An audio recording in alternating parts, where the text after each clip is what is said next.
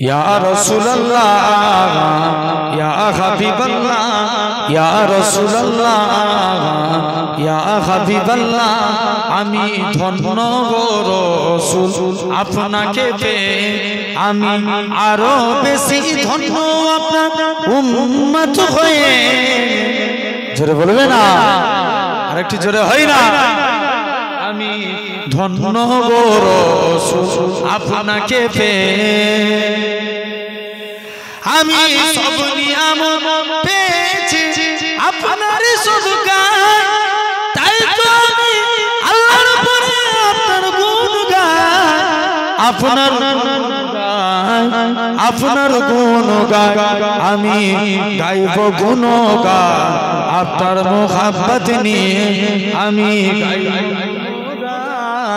আমি গাইব গুণ গাই আপনার মোহাব্বত নিয়ে আমি মরতে চাই আপনার প্রেমিক হয়ে জোরে বলবে না ইয়া রাসূলুল্লাহ ইয়া হাবিবাল্লাহ ইয়া রাসূলুল্লাহ ইয়া হাবিবাল্লাহ আমি ধন্য গো রাসূল আপনাকে পেয়ে নিদান কালে করবে যখন নফসি নফসি দয়ার নবী কাঁদবে মোরা কেমনে বাঁচি মোরা শ্রেষ্ঠ নবীর উম্মত হতে পেরেছি জোরে বলো না মোরা শ্রেষ্ঠ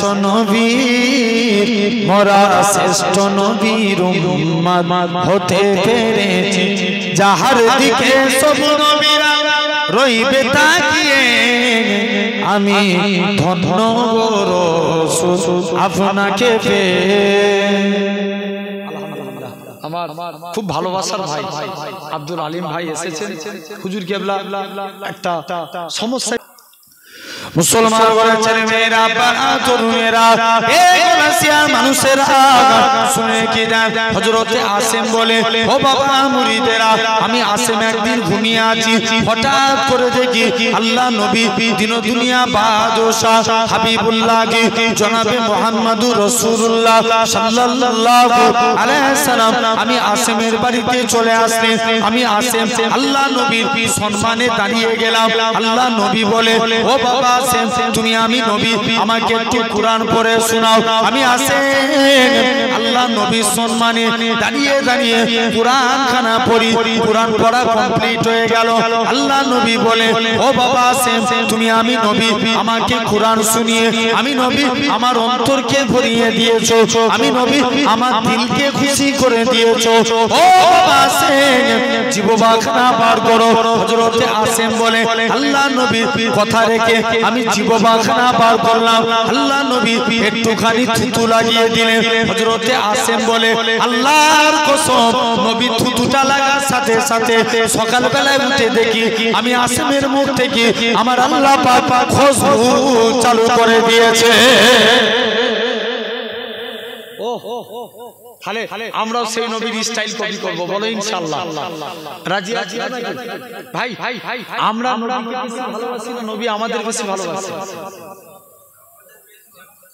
নবী আমাদেরকে বেশি ভালোবাসে আসেন নবী চার জায়গায় উম্মতের চিন্তা করবে কোন জায়গায় চার জায়গায় এক নাম্বার নবী উম্মতের চিন্তা করবেন নবী যখন একদম বাচ্চা বয়সে বলুন তো বাপ আল্লাহ সমাজে 313 জন রাসূল পাঠিয়েছিল কোন কতজন রাসূল জোরে বলো 313 কোন রাসূলের কলেমায় আল্লাহ রাসূলুল্লাহ লিখেছে কথা বলো কি আব্বা লিখেছে কারুর কলেমায় রাসূলুল্লাহ লেখা নাই আমার নবীকে আল্লাহ কত ভালোবাসে দেখেন। মুসলমান ঘরের ছেলে মেয়েরা, বাবা তরুণেরা, হে প্রেমিকেরা, এ আমার গলাসিয়ার মুরব্বী বাপেরা, খুব খেয়াল করে শুনো, কোন নবী পেয়েছি আপনি আমি, কোন নবী পেয়েছি এরকম ভাবে আল্লাহ নবী এরকম ভাবে দেখেন আল্লাহ তামাম হযরতে আদম নবীর কলেমা দিয়েছে লা ইলাহা ইল্লাল্লাহ, আদম সাফিউল্লাহ রাসূলুল্লাহ বলে না। হযরতে দাউদ নবীর কলেমা লা ইলাহা ইল্লাল্লাহ, দাউদ খলিফাতুল্লাহ রাসূলুল্লাহ বলে না। নূহ নবীর কলেমা লা ইলাহা ইল্লাল্লাহ, নূহ নবিউল্লাহ রাসূলুল্লাহ বলে না। হযরতে সুলাইমান এরকম ভাবে ঈসা নবীর কলেমা লা ইলাহা ইল্লাল্লাহ, ঈসা রূহুল্লাহ রাসূলুল্লাহ বলে না। মুসা নবীর কলেমা লা ইলাহা ইল্লাল্লাহ, মুসা কালিমুল্লাহ, ইসমাঈল জাবিহুল্লাহ, ইব্রাহিম খলিলুল্লাহ রাসূলুল্লাহ বলে না। হে জওয়ান যুবকেরা, আল্লাহ পাক আপনার আমার নবীর কলেমা দিয়েছে লা ইলাহা ইল্লাল্লাহ মুহাম্মাদুর রাসূলুল্লাহ। আরো জোরে বলে, শুধু তাই নয়, গোটা কোরআন শরীফ তন্ন তন্ন করে থাকে আল্লাহ তাআলা নবীদের নাম ধরে ধরে ডেকেছে। মুসা নবীকে ইয়া মুসা বলে ডেকেছে, সুলাইমান নবীকে সুলাইমান নবী বলে ডেকেছে, দাউদ নবীকে দাউদ নবী বলে ডেকেছে, ঈসা নবীকে ঈসা নবী বলে ডেকেছে। কিন্তু আল্লাহ আপনার আমার নবীর নাম ধরে ডাকে না, আপনার আমার নবীকে ইয়াসিন, তোহা, মুজাম্মিল, মুদ্দাসির বলে ডেকেছে। শুধু তাই নয়, আল্লাহ নবী 10 মিনিটের বাচ্চা হুজুর আমার সিজদায় চলে গেলেন, কি জানো মুখ থেকে বিড়বিড় করে বলে, আম্মা জান আমিনা বলে, আমি কানটা মুখের কাছে নিয়ে চলে গেলাম, আমার শিশু পুত্রের মুখ থেকে একটাই কথা বাইর হয়, ইয়া রাব্বি হাবলি ইয়া উম্মতি। কাদের চিন্তা করতে? জোরে বলো। উম্মতের চিন্তা, এটা এক নাম্বার। 2 নাম্বার শুনছো বাপ, 2 নাম্বার নবী যখন জান কবজ হবে, কি কবজ হবে? জান কবজ হবে। আজরাইল ফেরেশতা নবীর বুকে হাত রেখেছে। কার বুকে?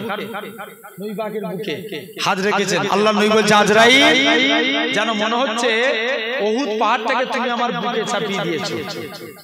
আজরাইল বলছে ইয়া রাসূলুল্লাহ, হাবিবাল্লাহ, হুজুর আপনার মতন এত আসানির সহিত আমি কারুর জান কবজ করব না। আল্লাহ নবী বলছে আজরাইল তুমি কি বলছো? তাহলে আমার উম্মতরা কত বুড়ো হবে, জয়ীফ হবে, এদের কত কষ্ট হবে। আজরাইল যাও, আমার সারা উম্মতের কষ্ট আমি মুহাম্মদ সাল্লাল্লাহু আলাইহি ওয়াসাল্লাম আমার মুখের মধ্যে দিয়ে দাও। আরেকটু জোরে বলো। কাদের চিন্তা করব? উম্মতের চিন্তা। 3 নাম্বার নবী পাককে যখন কবর থেকে তোলা হবে, কোথা থেকে? কবর থেকে। বলো তো বাপ, আমরা দরুদ পড়ি কার উপরে? জোর করে বলো। নবীর উপরে। আমরা কি চিরজীবন বাঁচবো না মারা যাব? মারা যাবো। তাহলে আমরা যখন মারা যাবো কে দরুদ পড়বে?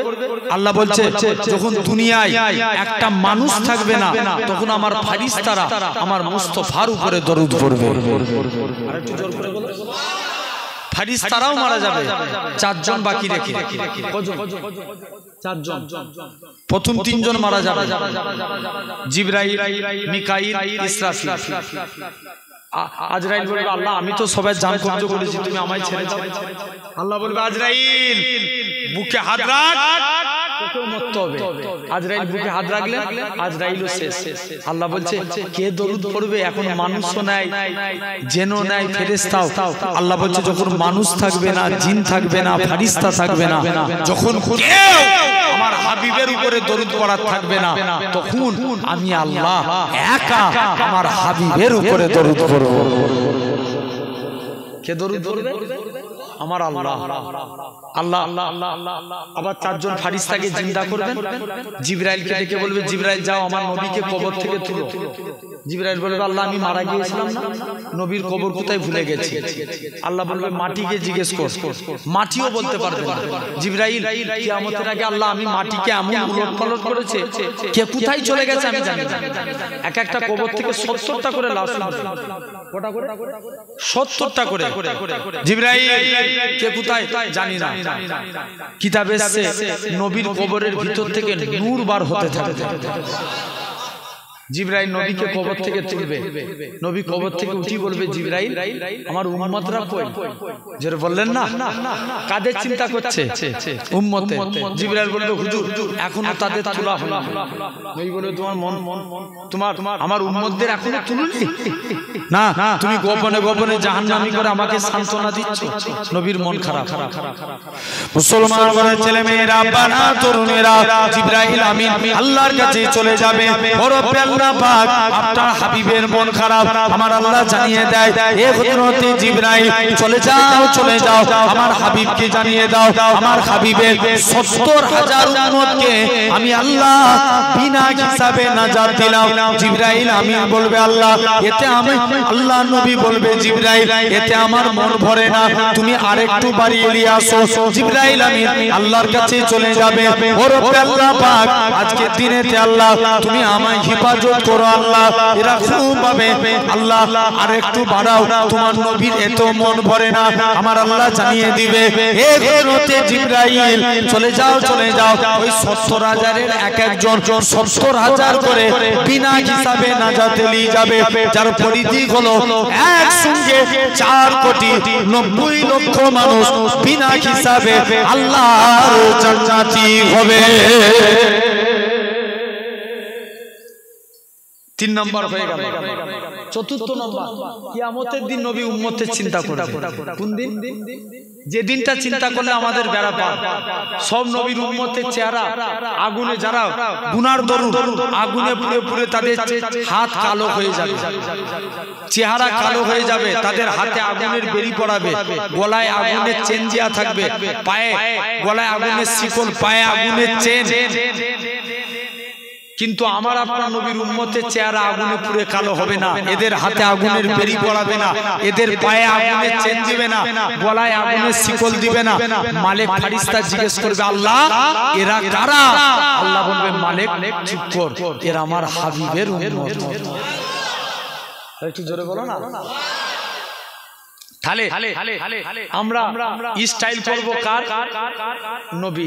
তাহলে 1 নম্বর ফিতরাত, পবিত্রতা হতে গেলে এবার আবার ব্যাকে ফিরে আসে। পবিত্রতা হতে গেলে 1 নম্বর কাজ কি করা? মাথার কথা বলেন, চুল কাটা কতদিন অন্তর? ইমামরা মতভেদ করছেন 41 দিন অন্তর। হয় ছোট ছোট করে চুল কাটেন, নালে বাবরি রাখেন, এটা নবীর স্টাইল। 2 নম্বর শুনছেন, 2 নম্বর গব ছোট করা, দাড়ি বড় করা। কি বললাম? গব ছোট, দাড়ি বড়, এটা হলো 2 নম্বর। 3 নম্বর আপনি 3য় নম্বর কাটবেন কি? 3 নম্বর কাজ হলো আপনার আমার জন্য, শুনছেন? 3য় নম্বর আপনার আমার জন্য, তৃতীয় নম্বর আমার আপনার জন্য।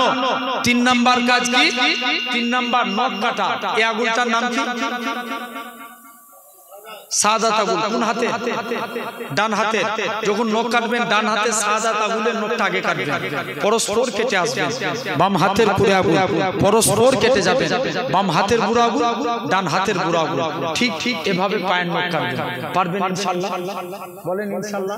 এভাবে নখ কাটা আল্লামা নববী রাহমাতুল্লাহ আলাইহি বলেছেন এটা সুন্নাতে রাসূল অনুযায়ী নখ কাটা। জোরে বললেন না।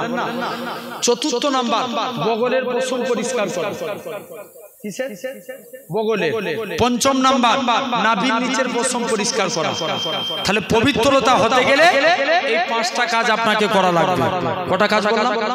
5টা কাজ। তাহলে 2 নাম্বার আল্লাহ ভালোবাসেন পবিত্রতা অর্জনকারী বান্দাকে। 1 নম্বর কাকে বলেছিলাম? ইয়েস, সবরকারী। 2 নম্বর পবিত্রতা অর্জনকারী। 3 নম্বর তাকওয়া মানে খোদা ভীতি, অর্থাৎ আল্লাহকে ভয় করে অন্যায় কাজ থেকে দূরে থাকা। কাকে ভয় করে? আল্লাহকে ভয় করে অন্যায় কাজ থেকে দূরে থাকা। জেনে রেখে দেন সোনার ভাইরা, আব্বারা, তরুণেরা। আর ওখান থেকে কল চলে এসেছে।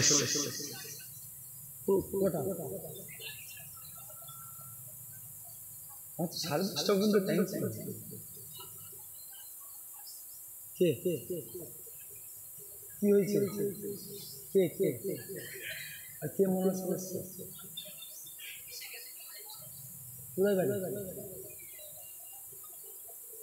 আব্দুল আলী। আচ্ছা আচ্ছা আচ্ছা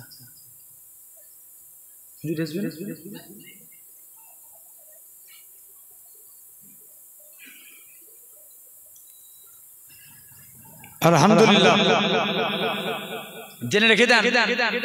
তথাপি আমার ভাইরা আব্বারা তোমরা একবার দরুদ শরীফ আল্লাহুম্মা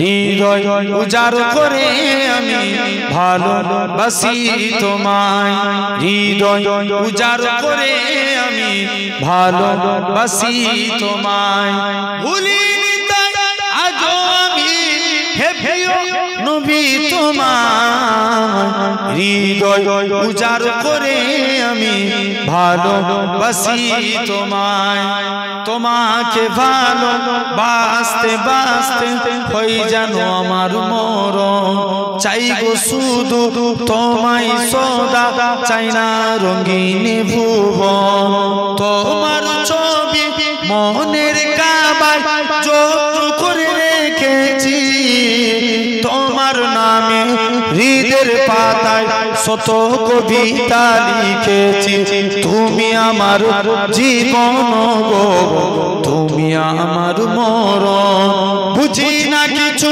তুমি বিনে কবে যে তোমায় কাছে পাই, হৃদয় উজাড় করে আমি ভালোবাসি তোমায়। আর একটু জোরে বলবে না? হৃদয় উজাড় করে আমি ভালোবাসি তোমায়, আল্লাহুম্মা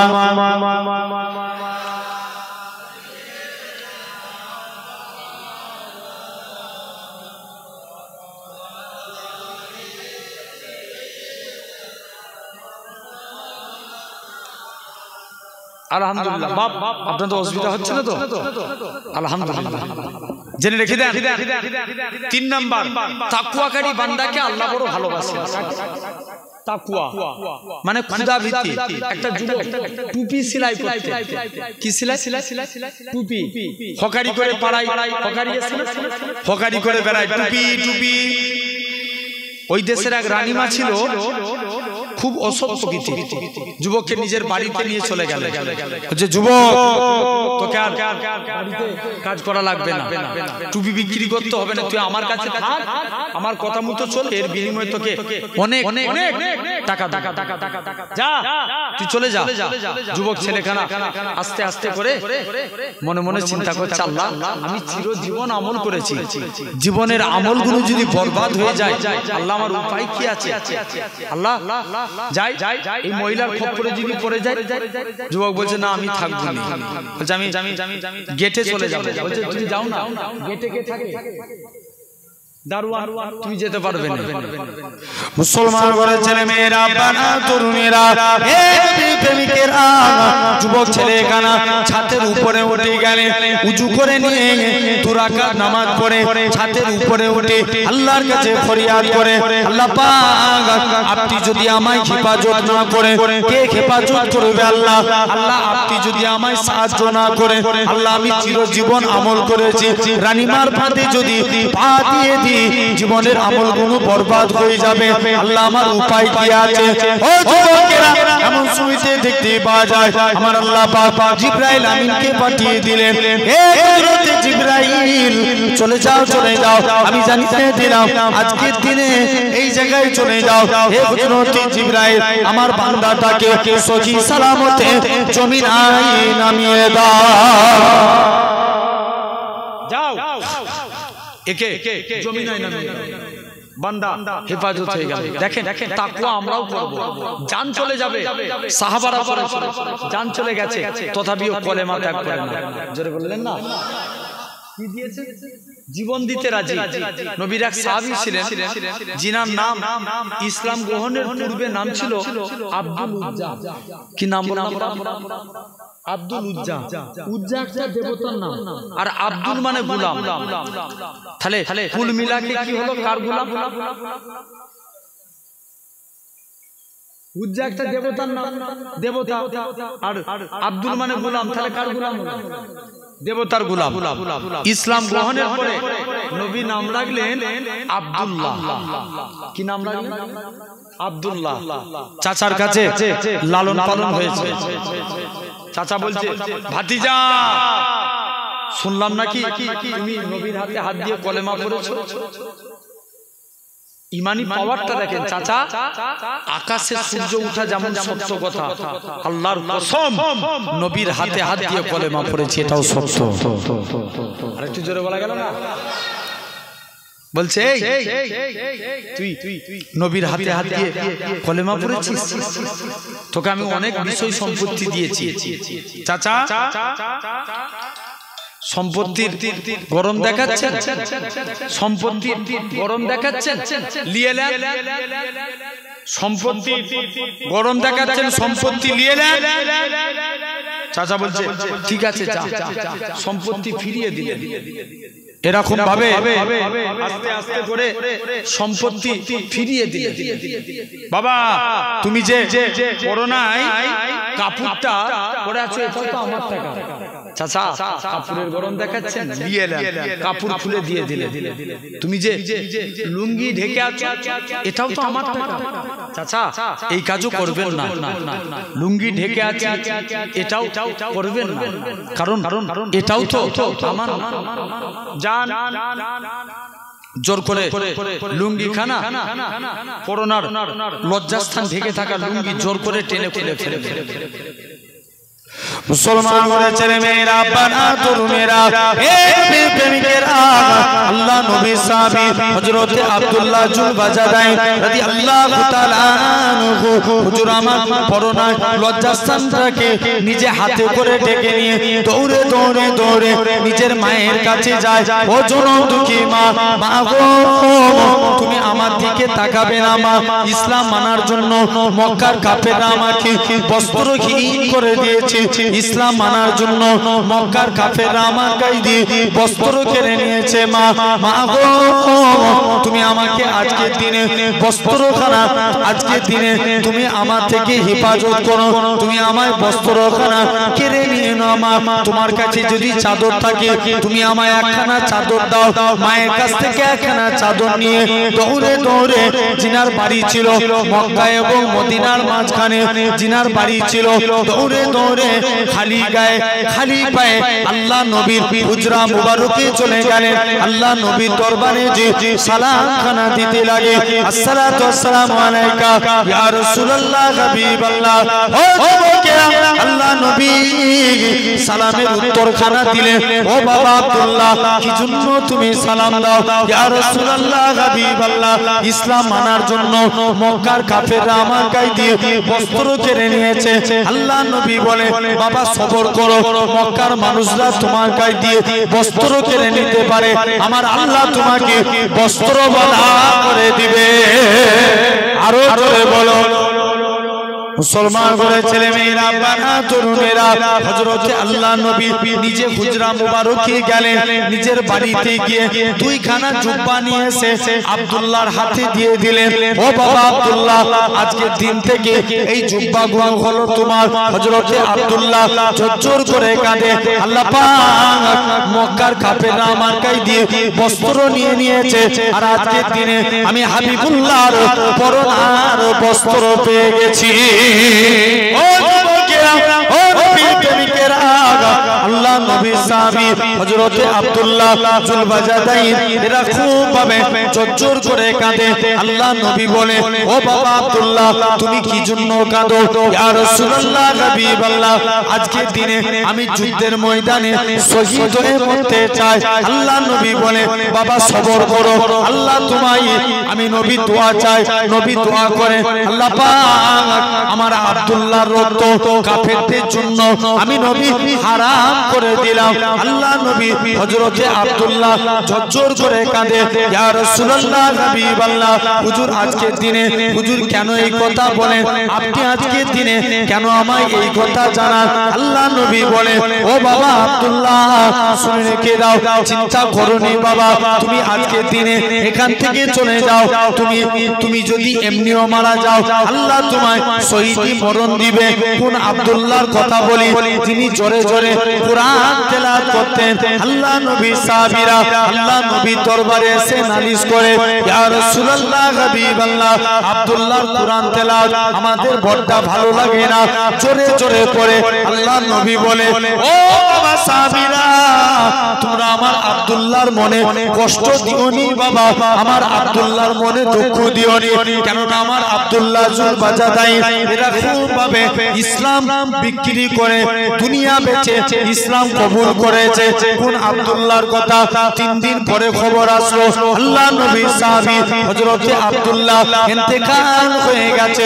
আল্লাহ নবী সাহাবী আব্দুল্লাহ ইন্তেকাল হয়েছে। আল্লাহ নবী ঝরঝর করে কাঁদতে কাঁদতে নবী আমার আব্দুল্লাহর কবরের দিকে চলে গেলেন। কবর খনন করা কমপ্লিট। আল্লাহ নবী আব্দুল্লাহর কবরে নেমে গেলেন। নবী আমার ডান দিকে বলে, আমার ডান দিকে আমার বন্ধু আবু বকর নেমে যাও, বাম দিকে আমার বন্ধু ওমর নেমে যাও, ডান দিকে আমার বন্ধু আবু বকর নেমে যাও, বাম দিকে আমার বন্ধু ওমর নেমে যাও। উপর থেকে এক সাহাবী ছিলেন, যিনার নাম ছিল আবু সাঈদ খুদরি, ঝরঝর করে কাঁদে, ওরে আব্দুল্লাহ রে, তুমি কত বড় সৌভাগ্যবান, কেননা তোমার কবরে দিন দুনিয়া বাদশা হাবিবুল্লাহ দাঁড়িয়ে আছে।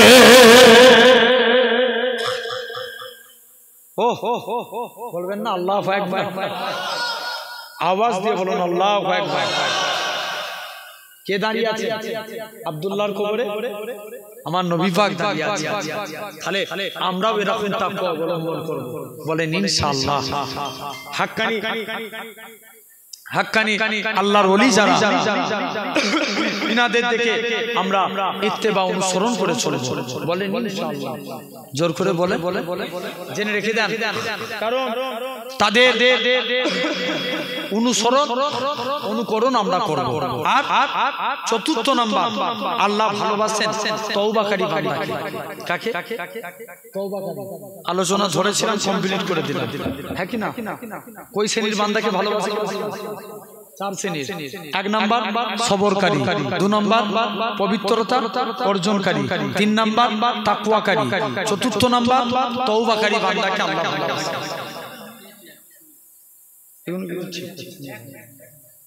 গজল উর্দু না বাংলা? তাহলে আমরা রাত্রে ঘুমানোর আগে ভাই বলে যাচ্ছি। কারা আমাকে দিন থেকে ভাইয়ের মতো ছেলের মতো ভালোবাসেন? একবার হাত তুলে দেখান তো দেখি। আল্লাহকে সাক্ষী রেখে বলছেন তো? কোনো মুনাফিকি হাত নয় তো? একদম আল্লাহ সাক্ষী। আলহামদুলিল্লাহ। আমি আব্বাগুলোকে আমার ভাইগুলোকে বলে যাই, যারা আমাকে ভাই বলে মানলেন, রাত্রে ঘুমানোর আগে একবার হলেও তওবা চাইবেন, বলেন ইনশাআল্লাহ। আর একটা কথা, আপনারা আগে যাবেন, যখন যাবেন আমাকে ফোন করে যাবেন দরবার শরীফে, পীরনগর শরীফ আপনারা যাবেন, যে হুজুর কিবলা মাজার জিয়ারত করে আসবেন, আমার বাড়িতে খাওয়া দাওয়া করে আসবেন, বলেন ইনশাআল্লাহ। ছেলে বলেছেন, ভাই বলেছেন যেতে হবে না? যার দরকার আছে না নাই? আছে, যাবে। আমার জন্য সকলে দোয়া করবেন। আমি যতটুকু আলোচনা করলাম, আপনারা কষ্ট পেলেন, মনে দুঃখ পেলেন? ছোট্ট একটা নাত ভাইরা বলছে, ছোট্ট একটা নাত বলে আপনাদের থেকে বিদায় নিব। একবার দরুদ শরীফ আল্লাহুম্মা